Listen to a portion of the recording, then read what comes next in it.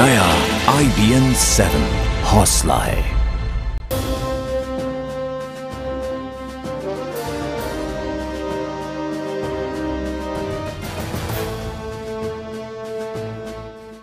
नमस्कार, special report में आपका स्वागत है। मैं हूं ऋचा अनिरुद्ध।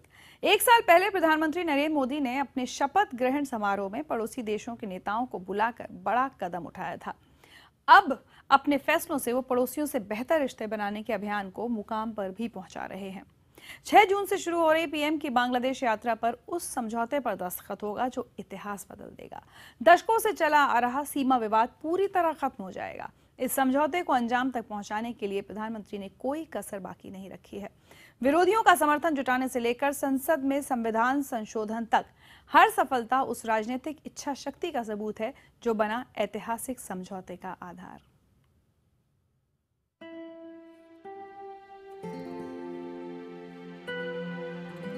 आप जानकर हैरान रह जाएंगे कि भारत और बांग्लादेश की सरहद के दोनों तरफ मंसूर मियां जैसे 50,000 से ज्यादा लोग रहते हैं जो किसी भी देश के नागरिक नहीं थे।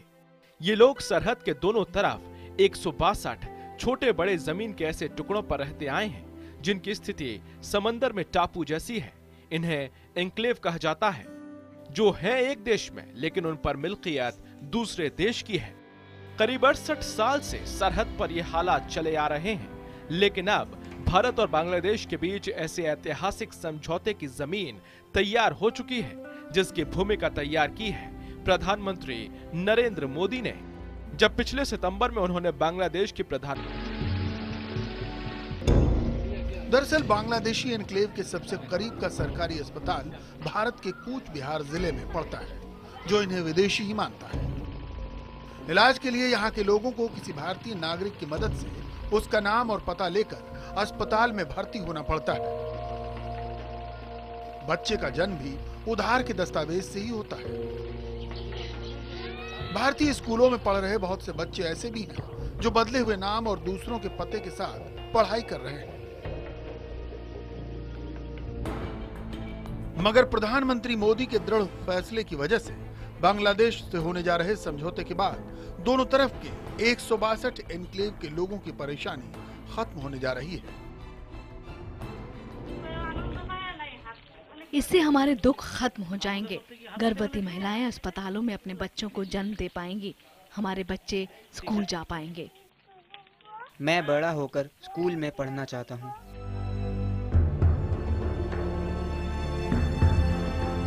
जी हाँ, मुल्क की सरहदों का फैसला करने वाले जमीनों पर लकीरें खींच देते हैं, लेकिन उन्हें अंदाजा भी नहीं होता कि इससे लोगों पर क्या बीतेगा। बंटवारे के वक्त भी ऐसा ही हुआ, जब भारत के पश्चिमी और पूर्वी सरहद पर करोड़ों लोग एक तरफ से दूसरी तरफ आकर बस गए। लेकिन प्रधानमंत्री मोदी की राजनीतिक इच्छा शक्ति की वजह से हो रहे लैंड बॉर्डर एग्रीमेंट के बाद शायद ऐसी स्थिति न दिखे, क्योंकि जमीनों की अदला बदली के बाद लोगों को सुविधा के मुताबिक मुल्क चुनने का हक दिया गया है। जुलाई 2011 की गणना के मुताबिक बांग्लादेश में मौजूद भारतीय एन्क्लेव में 37,334 लोग रहते हैं। भारत में मौजूद बांग्लादेशी एन्क्लेव में 14,215 लोग रहते हैं। 2007 में एन्क्लेव के बाशिंदों से पूछा गया था कि वो कहां बसना चाहते हैं, तब ज्यादातर लोगों ने अपनी जमीन न छोड़ने की बात कही थी। लिहाजा उम्मीद यही है कि सिर्फ 5% लोग ही इधर से उधर होंगे। समझौते के बाद भारतीय सरहद में बसे बांग्लादेशी एन्क्लेव पोआतुरकुट्टी के मंसूर मियां भी बेवतन नहीं रह जाएंगे। पिछले दिसंबर को पश्चिम बंगाल की मुख्यमंत्री ममता बनर्जी ने एक सार्वजनिक समारोह में उन्हें शॉल भेंट की थी।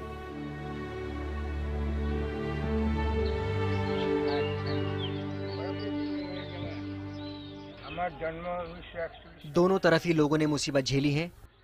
एन्क्लेव के लोग आज भी बेहाली में जीने को मजबूर हैं, इसलिए मैं ये शॉल नहीं पहन सकता।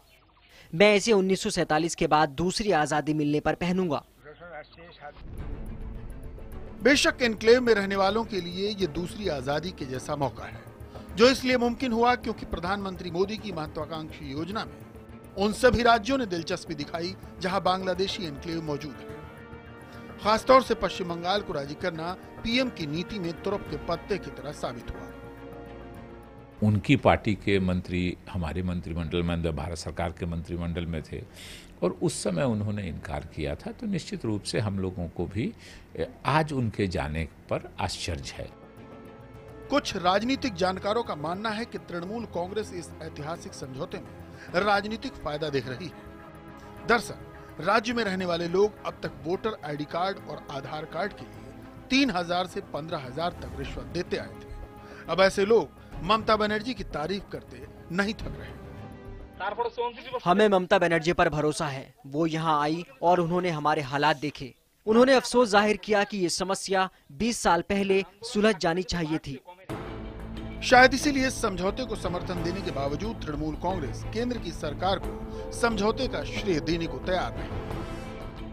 मैं केंद्र सरकार को इसका क्रेडिट नहीं दूंगा, क्योंकि अगर केंद्र चाहता तो ये समस्या बहुत पहले खत्म हो गई होती। ये उनका काम है। केंद्र को ममता बनर्जी की पहल पर काफी पहले सोच लेना चाहिए था। लेकिन प्रधानमंत्री मोदी जिस तरह से समझौते को सफल बनाने में जुटे हैं, उससे जाहिर है कि वो राजनीतिक फायदा नहीं देख रहे। कूच बिहार से सौगतो मुखोपाध्याय के साथ ब्यूरो रिपोर्ट आई-विन से।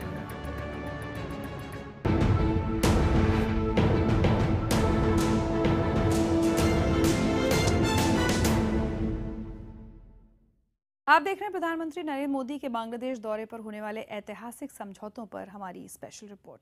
तेजी से तरक्की करते मजबूत भारत को लेकर प्रधानमंत्री मोदी जिस मिशन को आगे बढ़ा रहे हैं, उसमें बांग्लादेश की खास जगह है। पीएम के बांग्लादेश के दौरे पर न सिर्फ कारोबार को लेकर बड़े समझौते होंगे, बल्कि एक ऐसे समझौते की जमीन भी तैयार हो सकती है जिसके होने के बाद आप भारत बांग्लादेश के रास्ते नेपाल से भूटान तक एक ही परमिट से अपनी कार से भी सफर कर सकेंगे।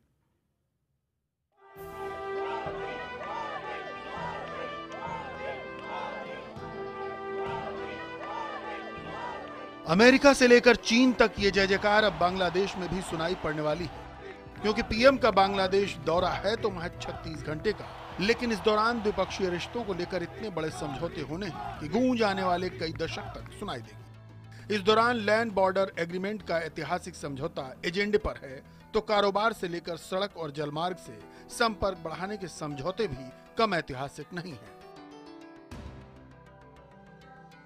इतिहास बनाने की मोदी सरकार की इसी राजनीतिक इच्छा शक्ति का सबूत है ये तस्वीर। मंगलवार को ढाका के रास्ते से कोलकाता से सीधी बस सेवा अगरतला पहुंची।